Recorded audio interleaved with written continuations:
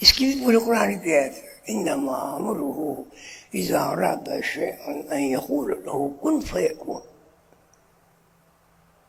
ونفخت فیہ من روحی فقعوا له ساجدین. روح کا تقاضا یہ ہے کہ اللہ تعالی کا شکر ادا کرو، ورکعوا مع الراکعین، نماز پڑھو، رکوع کرنے والوں کے ساتھ رکوع کرو، واسجدوا مع الساجدین، سجدہ کرو، سجدہ کرنے کے والوں کے ساتھ سجدہ کرو، اوقات کی پابندی کرو، 5 نمازیں پڑھو، زکوٰۃ دو، صدقہ دو، قربانی کرو. اللہ تعالیٰ توفیق دے، پیسے ہوں حج کو جاؤ.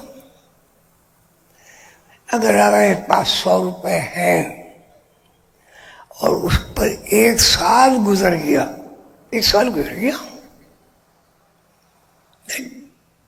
کیا بھائی کتنے؟ 2.5 روپے، 2.5 روپے زکوٰۃ دے دو، باقی ساری کمائی سے ہو گئے آپ کے پاس 1 کروڑ روپے جمع بھائی، وہ خرچ ہی نہیں ہوئے. اب زکوٰۃ کتنی بنی ہے بھائی؟ کوئی حساب والا؟ ہاں بھائی، 2,500، 1 لاکھ پہ ہیں. اور اگر 1 کروڑ ہو گئے، اگر 2.5 لاکھ کا نام ہے گا تو موت وارد ہو جائے گی. اب کیا کریں گے لوگ؟ میں دہلی میں تھا، وہاں قاضی صاحب تھے، بہت امیر تھے، ان کا گھر بہت بڑا تھا، گھر میں انہوں نے قبرستان بنا رکھا تھا. تو جتنے ان کے رشتے دار مرتے تھے ان سے زکوٰۃ لے لیتے تھے. تو زکوٰۃ کے بہت پیسے ہو گئے ان کے پاس. قاضی صاحب تھے، نہیں میں روایت بیان کر رہا ہوں، کسی قاضی کی برائی نہیں کر رہا ہوں. میں تو یہ کتاب میں پڑھا بھائی، کہ بچہ تھا جب پڑھا، بچہ تو میں ابھی بھی ہوں، بڈھے بچے برابر ہوتے. تو وہ پکڑے گئے. ان کی واردات یہ تھی، جب 10 مہینے ہوتے تھے وہ ساری رقم بیوی کے نام کرتے.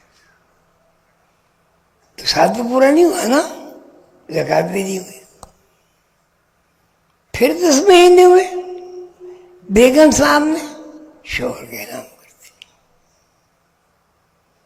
بتائیے زکوٰۃ ادا کرنے کا یہ شیطانی طریقہ ہے یا ہم یہ نہیں کرتے؟ میں ابھی ہاتھ اٹھاؤں نا، کتنے لوگ زکوٰۃ دیتے ہیں، مجھے تو میرا خیال ہے خوشی تو نہیں ہوگی. روزہ صحت کی بہترین ایکسرسائز. بھائی میری اماں تو یہ کہتی تھی، رمضان میں ہر گھر کا ماہانہ خرچہ ڈبل ہو جاتا ہے. اب میں نے بزرگ ماں سے پوچھا، وہ کہا نہیں بھائی وہ زمانہ چلا گیا، اب رمضان میں مہینے کا خرچہ 4 گنا. ایسا ہے بھائی؟ 4 گنا خرچے کا کیا مطلب؟ پکوڑے بھی ہوں گے، سموسے بھی ہوں گے، پھل فروٹ بھی ہوں گے، کھجوریں بھی ہوں گی، اور پتہ نہیں اللہ کو چنے بھی ہوں گے. کھا کے یہاں تک بھر لیں گے اور نماز پڑھ کے ڈکارے لیتے رہیں گے. اب گھر آ جائیں گے، تھوڑی دیر بیٹھیں گے، ریڈیو سنیں گے، اب کھانا کھا لیں گے. ابھی 2.5-3 گھنٹے سوئے، شہری میں پھر کھانا کھا لیں گے. یہ روزہ ہے. اللہ تو یہ فرماتا ہے کہ آدمی جب روزہ میرے لیے رکھتا ہے، جب وہ افطار کرتا ہے، میں اس سے خوش ہوتا ہوں، اس کھانے سے خوش ہوتا ہے۔ حضور پاک صلی اللہ علیہ وسلم، اللہ ہم سب کو ان کی شفاعت نصیب کریں۔ بھائی حدیثوں میں تو یہ لکھا، ایک کھجور، دو کھجور، ایک دودھ کا پیالہ، یہ سحر ہو گیا۔ دو کھجور، نماز پڑھی، کچھ تھوڑی بہت ہی چیز کھا کے وزن کم ہو جاتا ہوگا نہیں؟ ہم رمضان میں موٹے کیوں ہو جاتے ہیں؟ کیوں بھائی؟ رمضان کھانے کا مہینہ ہے، موٹا ہونے کا مہینہ ہے۔ سارے دن سوچنا پڑ رہے ہیں تو رمضان شریف ہو گئی کیوں؟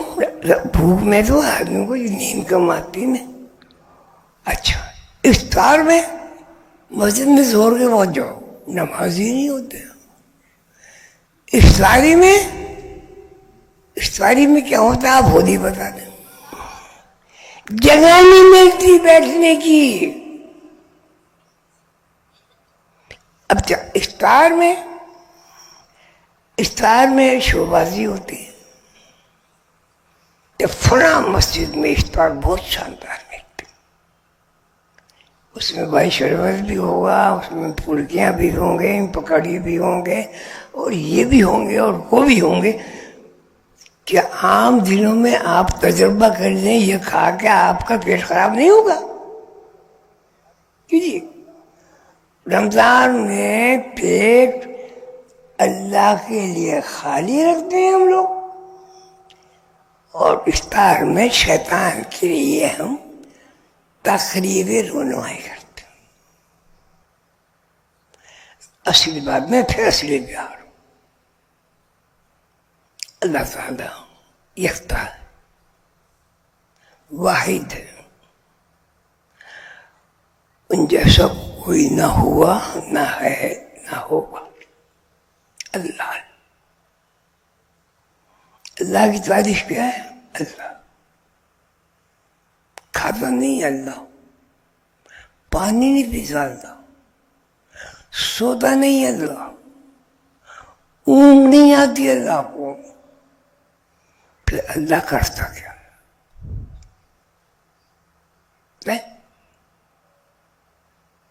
اللہ کی اولاد نہیں ہے، لم یلد ولم یولد،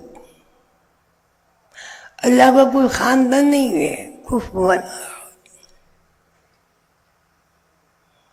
اللہ کسی چیز کا محتاج نہیں،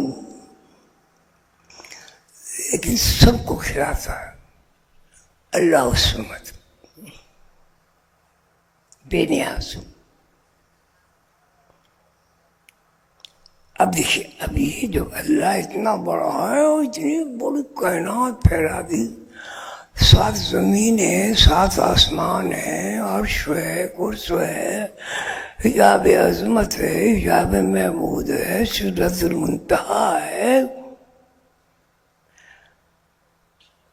نسبہ مطلق ہے، نسبہ مفرد ہے، نسبہ مرکب ہے، نور مفرد ہے، نور مطلق ہے، نور مرکب ہے، تجلی ہے، تدلی ہے،